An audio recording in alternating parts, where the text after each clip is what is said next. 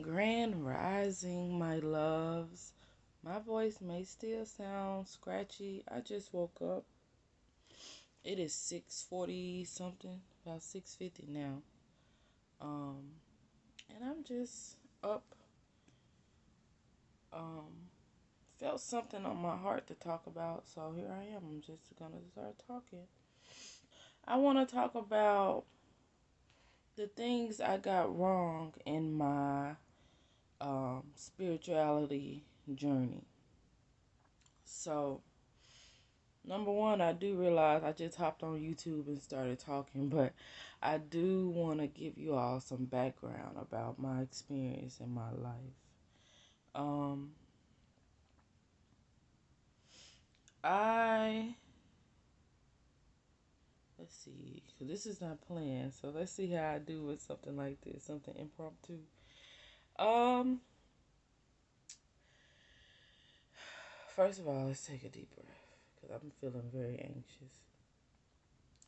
Second of all, let's drink some water. Where's my water?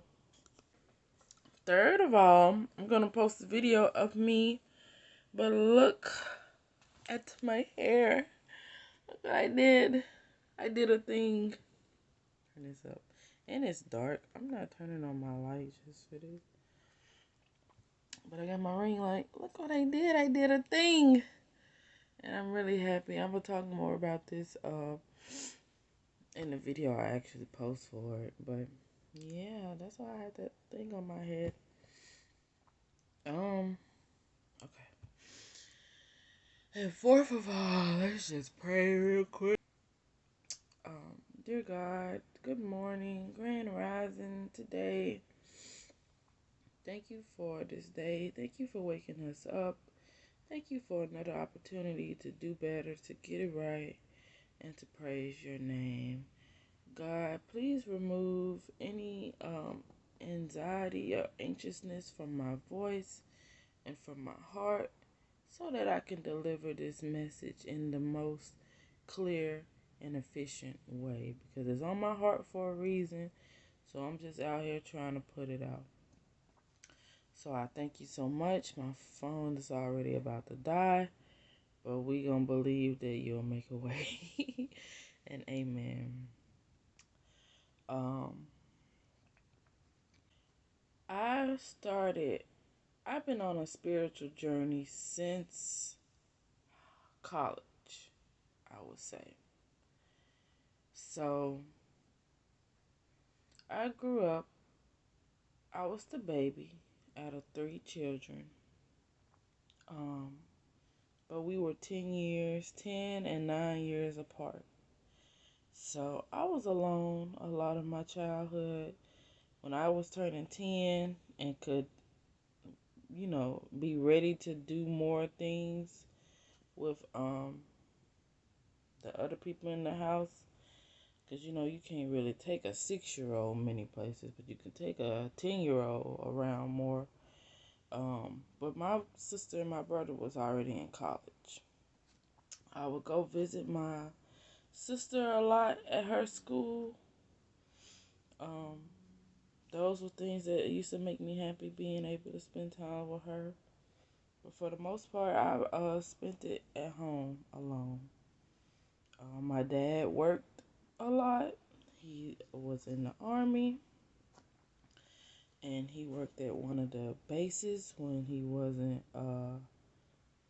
overseas. He did a few tours, but other than that, he worked at one of the military bases in Memphis. My mom had studied as being a nurse, but sometimes she would work that, but I remember her mostly being home, not really working. But she did have jobs. She has plenty of jobs, stuff like that. She just didn't keep them for a long time. Growing up, I always felt alone. I always felt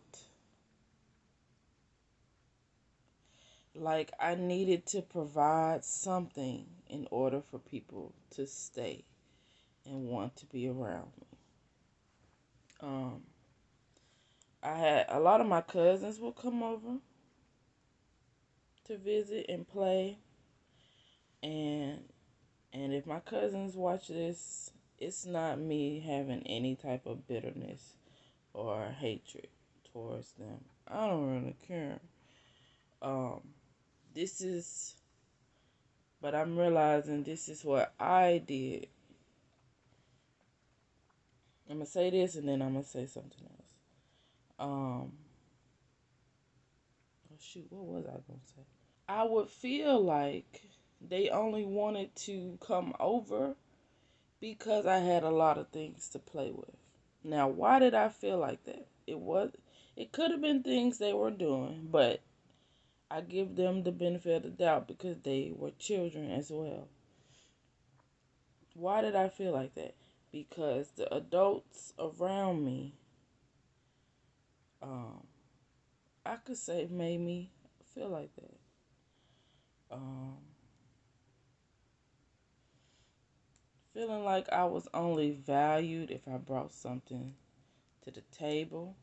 Feeling like I was only valued if I was nice and polite. I was definitely a lot of this stuff. I don't think I was necessarily taught this, but I did feel like it was expected of me. I felt like it was expected of me as a little girl to be quiet, to be polite, to be nice, to be kind, um,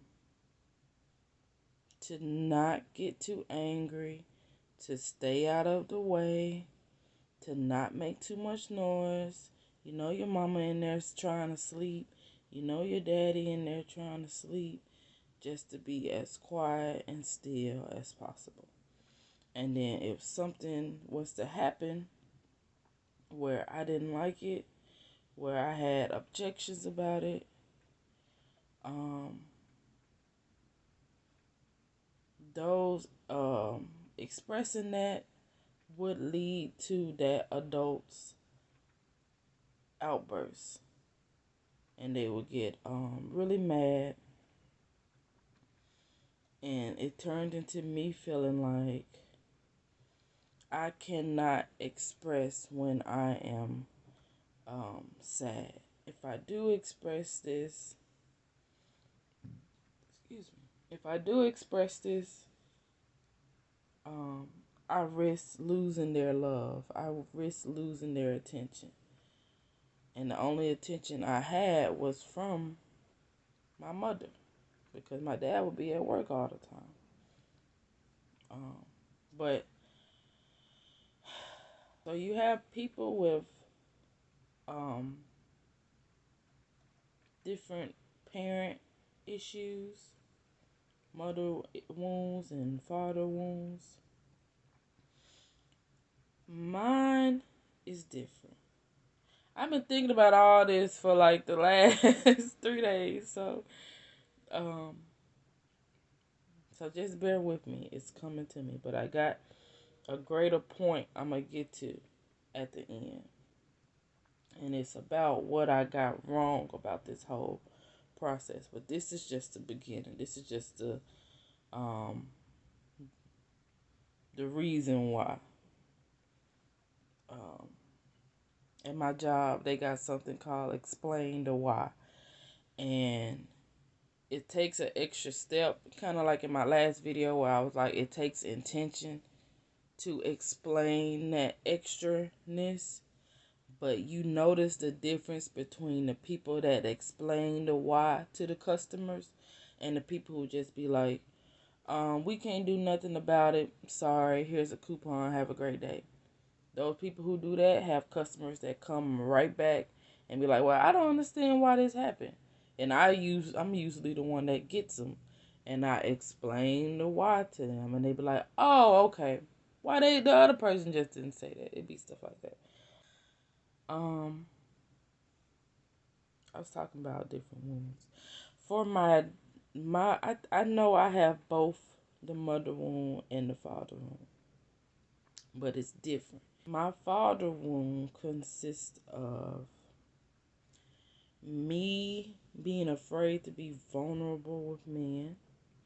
Maybe it was a situation where my vulnerability was met with anger when I was to express it. The few times I did express why I was sad to my dad, and this was during like teenage years where he wanted a reason out of me about why I was acting the way I was acting.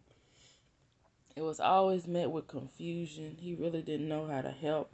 He wanted to, but he would tell you straight up, this is an issue for your mother to talk to you about, and she's not doing it. And I don't know how to talk to you about this. I can only tell you from a guy's point of view.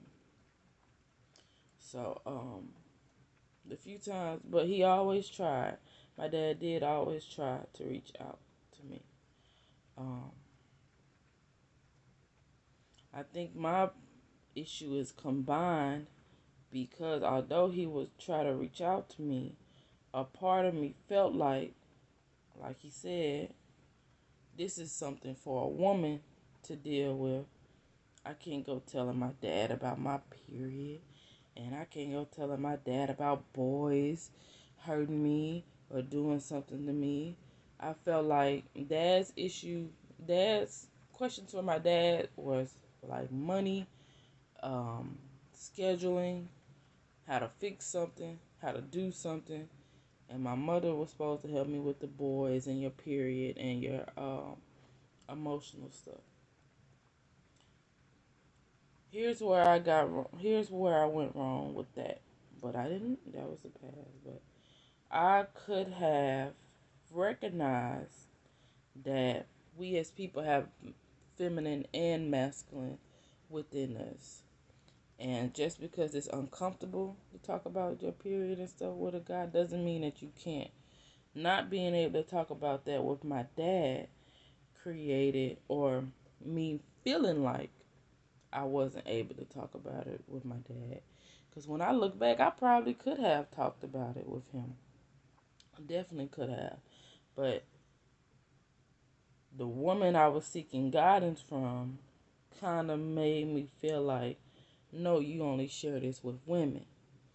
Okay, but when I'm ready to share it with you, you can't be bothered to hear it. Or you kind of snap at me, you're over it. So, but I could have realized that we all have masculine and feminine within us. And my dad probably wanted to help back then.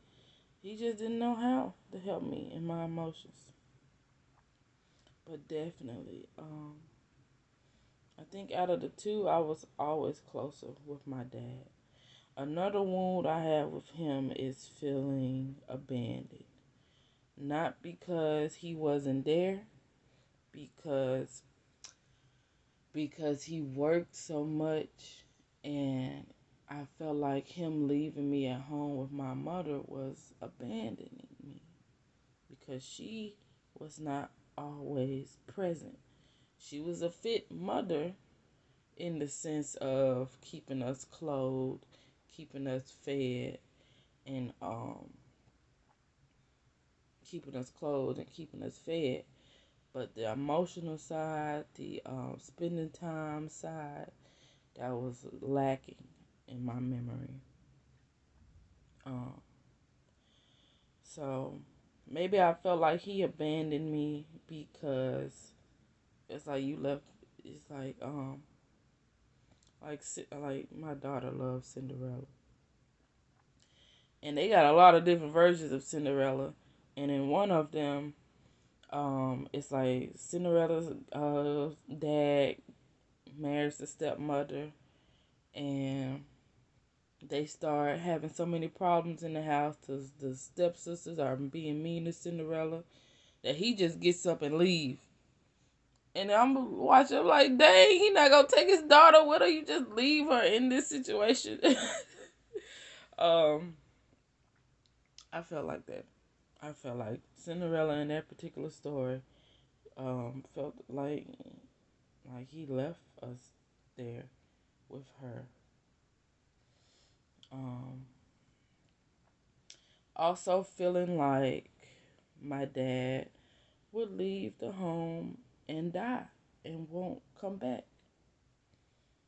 That's due to him being away in the army, and I realized that I have that fear with every guy I date. I want them to stay in the house. I don't want them to go out. If they go out, I want them to go with me. Or if I don't go with them, they need to call me when they get there. They need to call me in the car. They need to text me on their break. They need to text me when they on their way home. Call me when you at the front door. And it's because, and it's like, dang, that make a dude uncomfortable. Like, he a man. He don't want to have to keep checking in with his girl. Is people would think that's from an insecure place. Men in the past have thought that was from an insecure place. It's from a place of me being afraid that when they walk out the door, they will die and I won't see them again. Also seeing the stuff on the news about police killings, that contributed to that fear too. I know a lot of people who partners left and they don't come back because they get killed in something stupid. Um, Anything else for the father one? I think mostly them two. Feeling abandoned, feeling like he left me with my mom. Oh, feeling like I was stopping his happiness because he stayed with my mom. Now, my parents fought a lot. And I used to always think, if they are fighting so much, why don't they just get a divorce? The reason to it, people be like, oh, your parents divorcing wasn't your fault. What do you do when you feel like your parents not divorcing is your fault? He told me plenty of times. He would always tell me this growing up. I'm not even exaggerating. If it wasn't for you, I wouldn't be with your mama. I would have been left her, is what he would say. So I'd be like, dang, you only, that don't make me feel special. That make me feel mad, because I'm like, dang, you can really divorce her if you want to. We would be happier if you did. But people have that thought process of it has to be a two-parent home or it won't be successful. I think that's it for the father wounds. For the mother wounds, it's feeling shame about my body, feeling like I can't trust women. She would be very strict about me spending time over friends' houses, and even when I get back, it'll be like, still gotta watch her. It'd be always filling me with caution about other women, how I can't trust other women, how I can't trust other men, how I can't trust nobody but the people in that house. But then you go and try to trust them, maybe with a secret or maybe wanted to express something to them, and they tell everybody. A lot of black people familiar with mama being on the phone telling your business to her friend.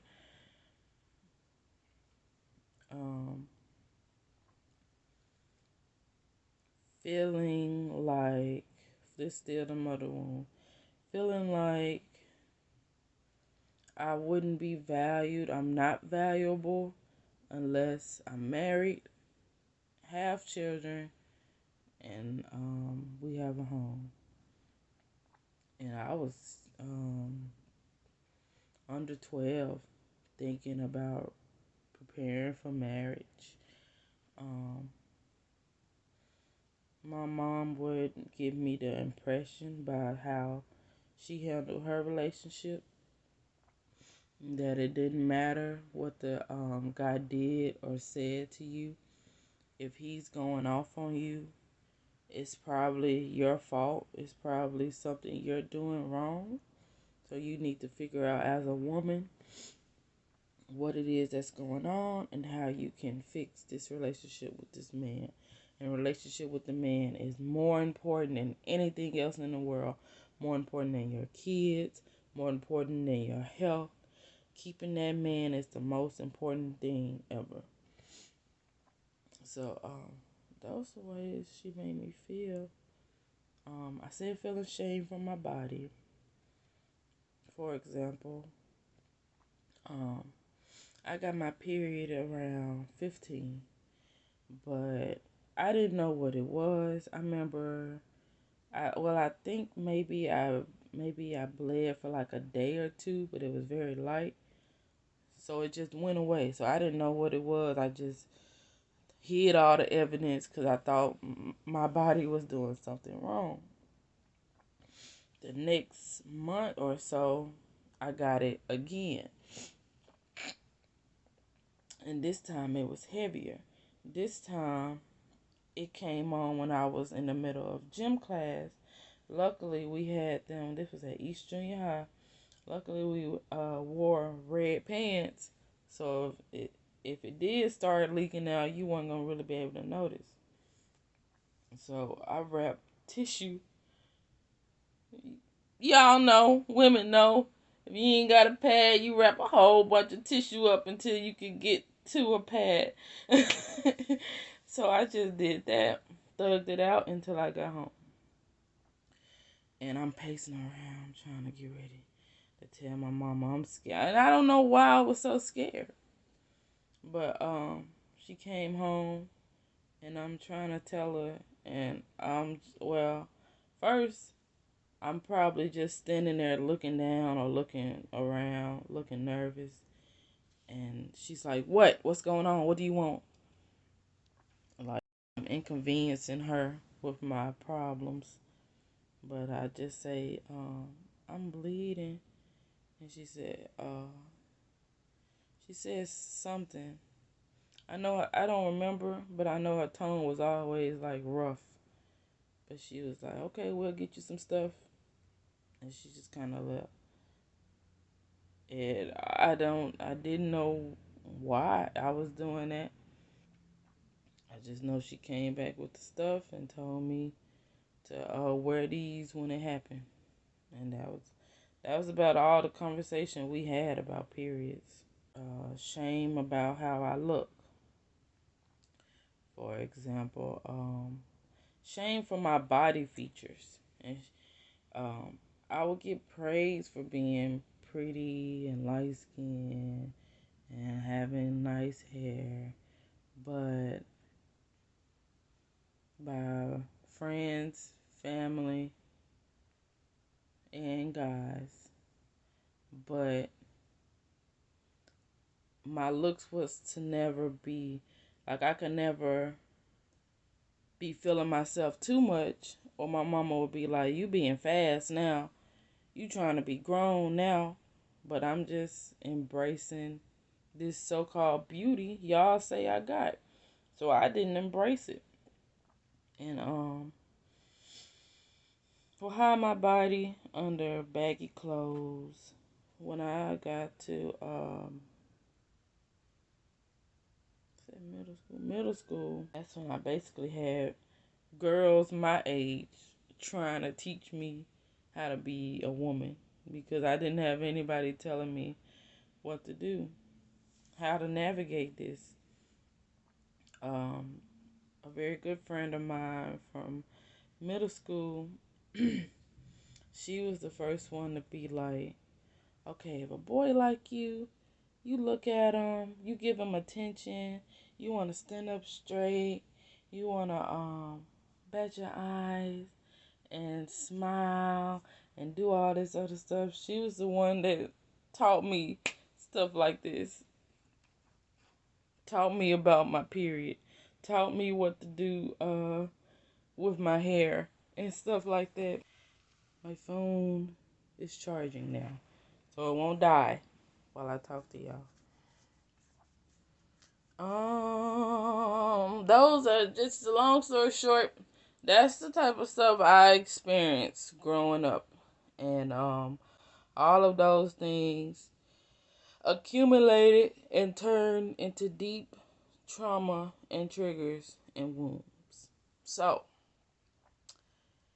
I started like a spiritual journey as soon as I got to college, because that video I made the other day was not a joke. Literally 2 or 3 days after I moved in, I realized all of this. I realized my heart was beating so much faster. I realized I was experiencing anxiety. I had never experienced it, or at least I didn't have a name for it until I got to college. And it's like, man, I don't like feeling like this. So first, I just avoided it. I avoided it by staying in my room all the time. I would come out sometime, but I would come out because I would feel like at this point people need an appearance by me. It wasn't because I wanted to come out. It was just to make face like, okay, I'm okay, y'all. Look, I'm here. I'm gonna stop saying too. That's the last one. Never again.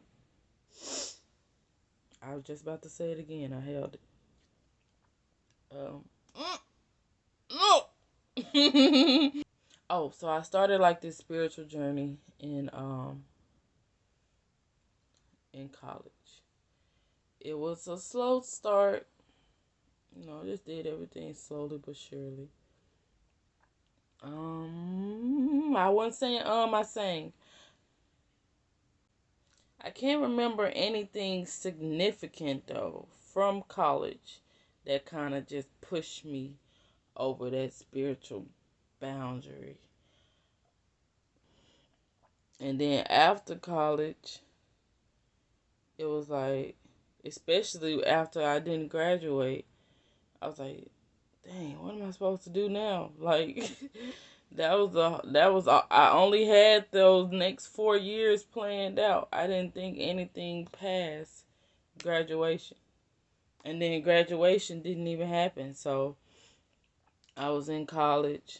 I had to do my internship. This is around the time where I met my daughter's dad, and he was helping me go to my internship, and it was really hard. But we stuck it out. We got a car together to try to make it easier, to try to get me to work and try to get me to my internship. Had a lot of car problems, had a lot of arguments over the car.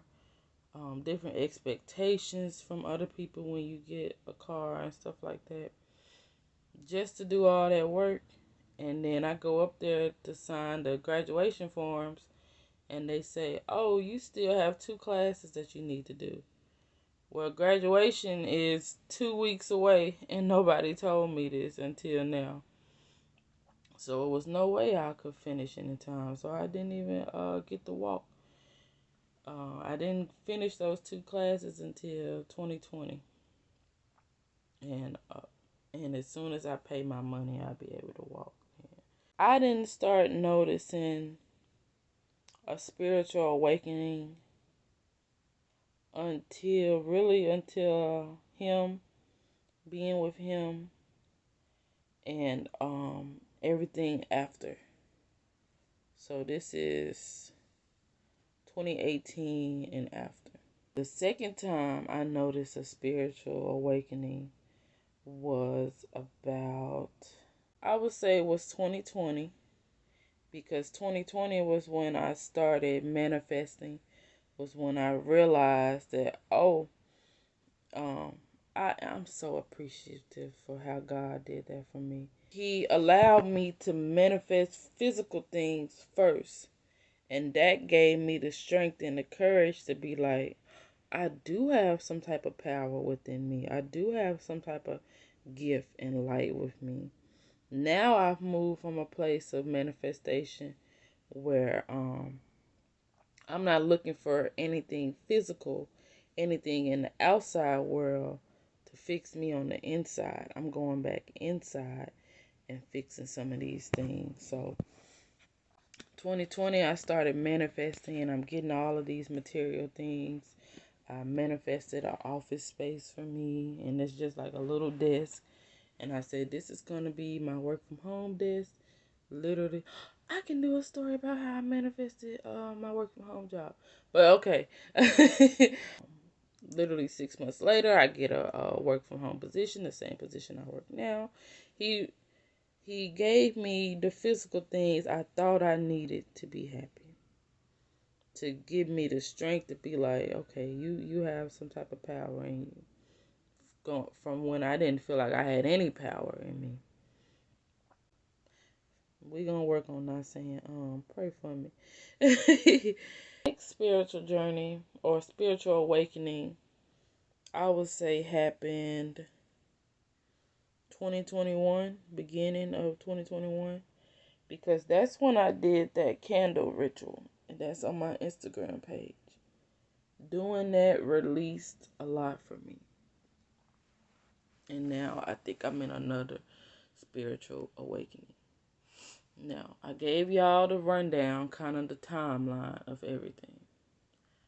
So, where I was going wrong with all of this is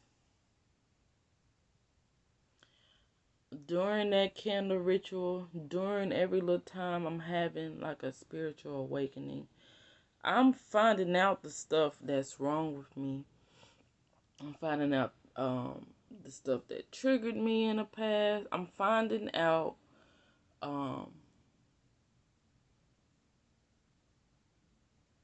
I'm gonna put it in work terms. I'm figuring out the resolution. I'm figuring out what happened.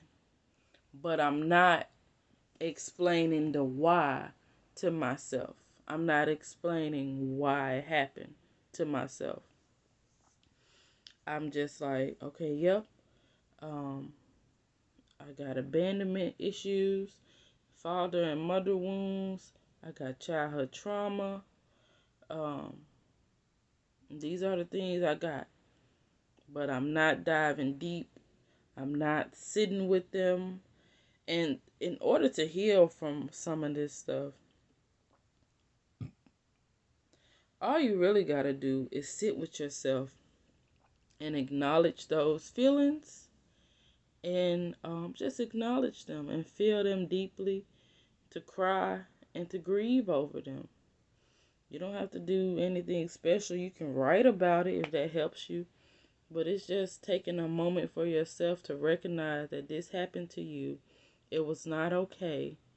And giving yourself time to cry about it. Giving yourself time to be sad about it. This is what I was doing. I was recognizing what happened to me. Realizing that it was not okay. And I said, okay, in order to never do any of that stuff again, I need to completely remove everybody who did something wrong to me and start a new life. And you remember in that last video I was talking about cycles? You can get away from a group of people and still experience the same thing over and over and over. That's what I'm talking about. So I said, okay, my child's dad is triggering me. He's reminding me of childhood trauma. I'm gonna get away from him and never speak to him again. I'm dramatic. And then 6 months later or so, or shorter, I meet somebody else and he triggers me the same way. You're like, but he's not him. He's a completely different person. You would think he wouldn't trigger me. Why is this still happening? Why is this still happening? Why is this? Because you did not heal the things that will trigger you. I just acknowledge that I can get triggered. And I thought the way to solve that was to completely get away from everybody, completely isolate myself from it. I thought I needed to be alone. I thought I needed to be alone. I had been wanting to be alone for so long. But I started thinking about it. I was alone a lot. I was already alone during childhood. I was already alone during high school. I was already alone in college. I had people wanting to spend time with me, and I was ducking and dodging them, literally, so I could be alone. I felt like the only way to heal was to isolate myself. Isolation is good for like stacking your money up, getting your business off the ground. That's good for stuff like that. But if but for me, my issues are within communication. Not expressing myself freely, not feeling like I can express myself, not being vulnerable, being nice or a people pleaser, being codependent. And before I figured this out yesterday. I was an empath, but I wasn't empathetic. So if all of these things I listed got to do with the way you talk and feel and interact with people, isolating yourself is not going to solve that, because once you get back around people. So like I said, I went away from him and I tried to date somebody else, but it's not working. Why is it not working? Because you still gotta communicate healthy in a new relationship. And then that's when I started realizing, oh, all this stuff wasn't him. At least 75% of it was me not communicating properly, not knowing how to communicate properly. So basically, I realized I was running away from my problem. I was claiming enlightenment. I was claiming spirituality and claiming, oh yeah, I'm good. But I'm still not resolving the root problem of this stuff, which is, how do I communicate in a healthy and effective way where I can set boundaries, be vulnerable, be my authentic self without feeling shame or ridicule or disappointment or disgust from the other party, and ultimately not caring if they do feel all of those things.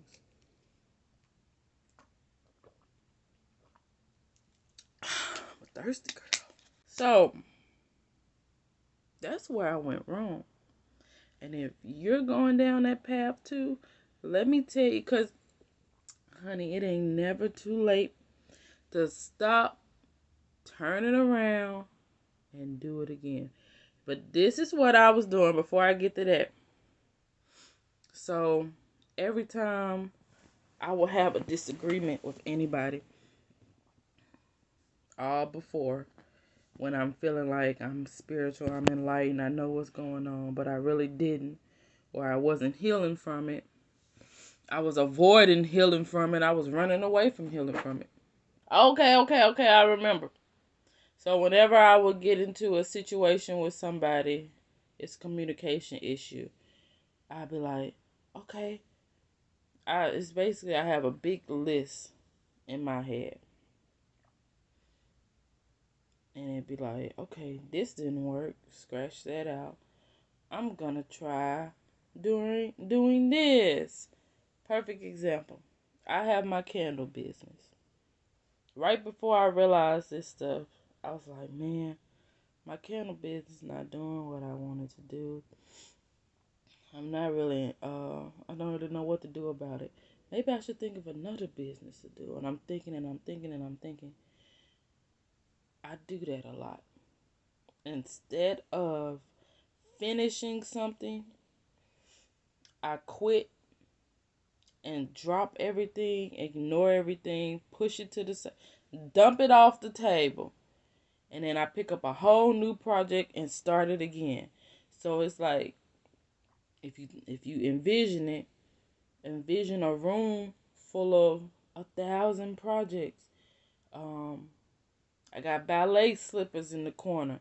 I got canvases in the corner. I wanted to paint at one time. I got a microphone for poetry. I wanted to do that at one time. I got candle stuff. I got boutique stuff. I got all these different type of projects in a room, but they're all unfinished. What I realized was, and if you find yourself doing this too, here's what you need to do, and here's what you need to realize. You don't have to start all the way over. You can start over with the new information that you have and go from there. Because when you do that, you're not starting over from the top, you're starting over from experience.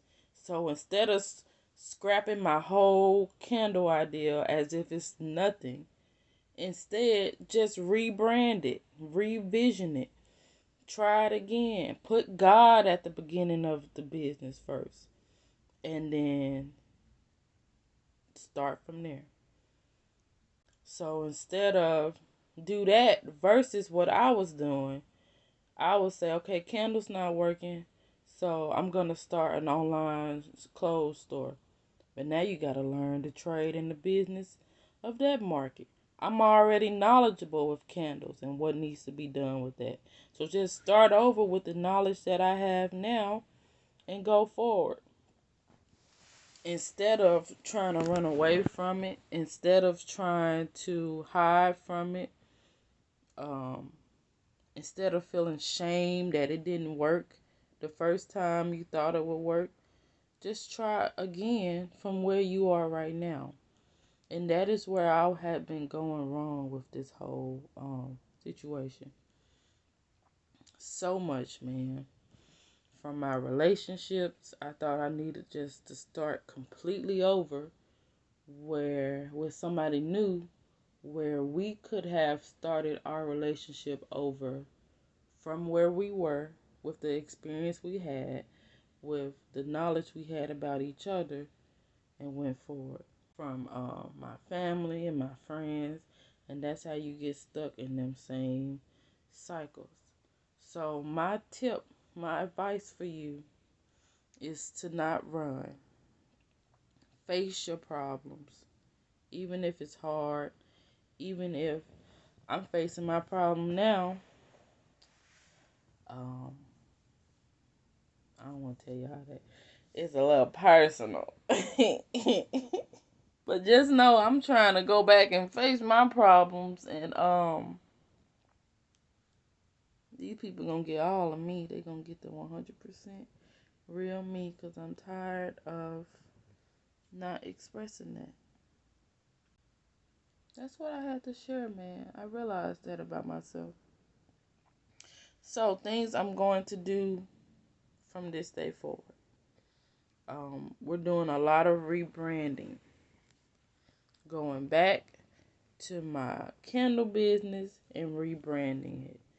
Going back to my failed past friendships and relationships. Not necessarily looking to, because some with people it's easier for a business.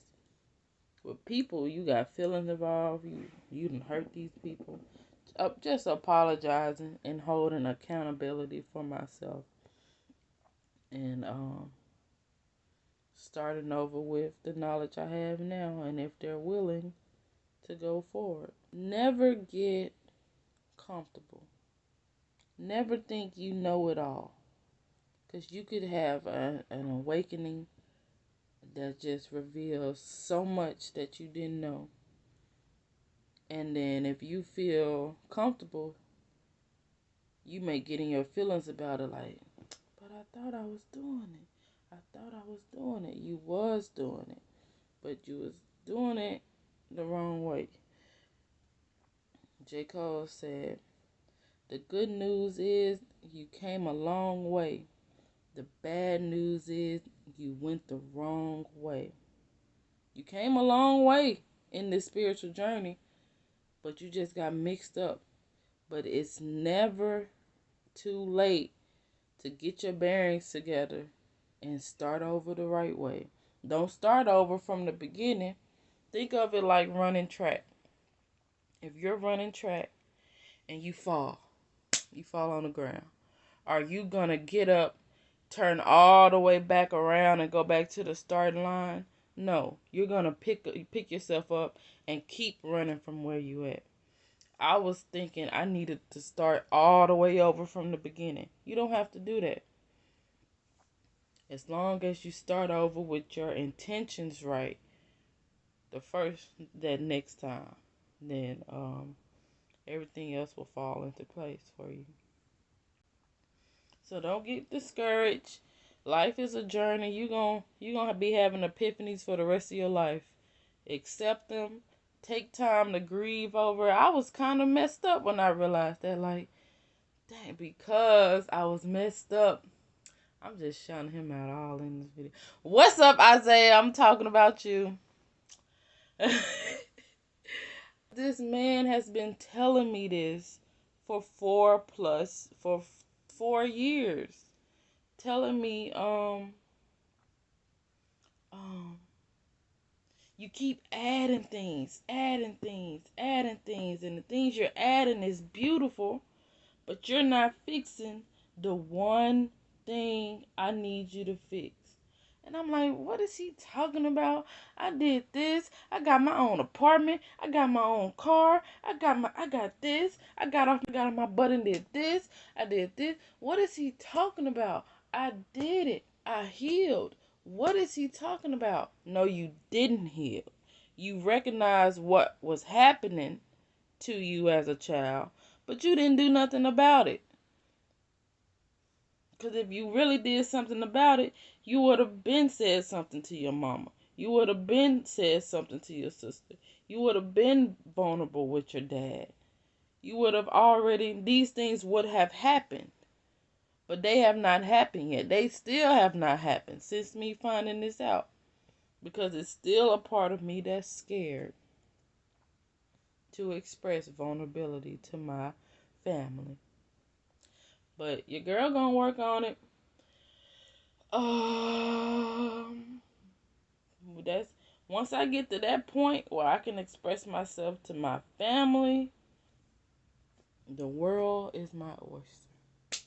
So I just want to dedicate this video to him because he been telling me this for the longest and I did not know what he was talking about.